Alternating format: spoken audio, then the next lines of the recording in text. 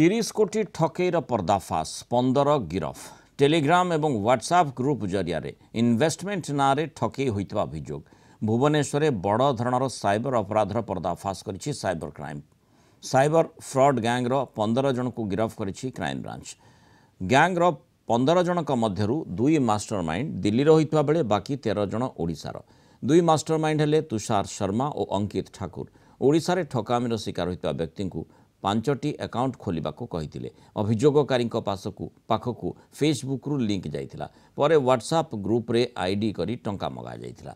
मोट 3 कोटी 40 लाख लोक ठकेईर शिकार होइतबा नै गतकाली मामला रेजिस्ट्री होइछि। एने क्राइम ब्रांच रो 5टी टीम सफलता पाइछन्ति। पटियारू किछि लोकन को धरिछि क्राइम ब्रांच। ठकेई टंका अन्य अकाउंट को बिटकॉइन रे टंकार लाभ देउथिले। वर्तमान घटनार तदंत चली। ट्रेडिंग समय सावधान हेबा नै एडीजी क्राइम ब्रांच सूचना दैछन्ति। विभिन्न गैंग अच्छी विभिन्न प्रकार अच्छी गोटे गैंग आम ए प्रकार बड़ो गैंगटा धरीचु से गैंग्रो 15 लोक 15 पर्सन्स हैव बीन अरेस्टेड।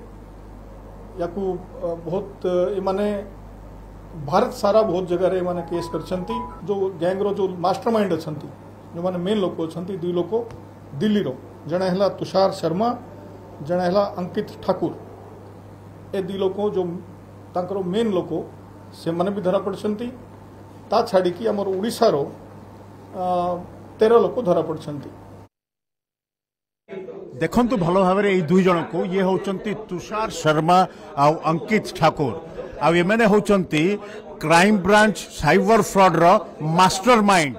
9टी राज्य रे एमाने करिसंती 10 कोटी रु अधिक टंकार अपराध एपर्यंत मिलिथिबा अपराध आ एई जो अपराधी संख्या ए ठकेई रो परिमाण 30 कोटी रु अधिक हबो 50 कोटी रु भी अधिक होई पारे। किभली भाव रे से माने करूथिले अपराध जानिबा।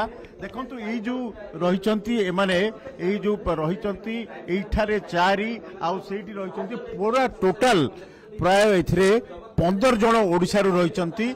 सेमानक द्वारा मूल अकाउंट रे टंका लुटुले। देखंतु तांको ठारु मिलिछि 20 रु अधिक मोबाइल मिलिछि जो सीधा सड़क आप देखुंती।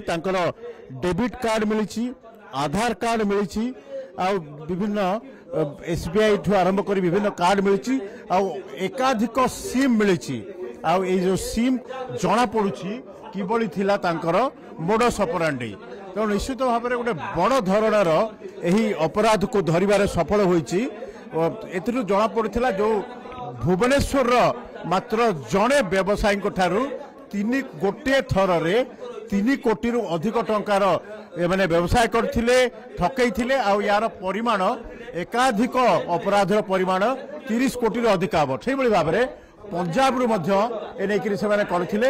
एनेकरी crime branch ADG Arun Bothra सूचना दैचंती। वर्तमान यार तदंतर परिमाण और ठकईर परिमाण बहुत अधिक हो बोली जना पड़ी।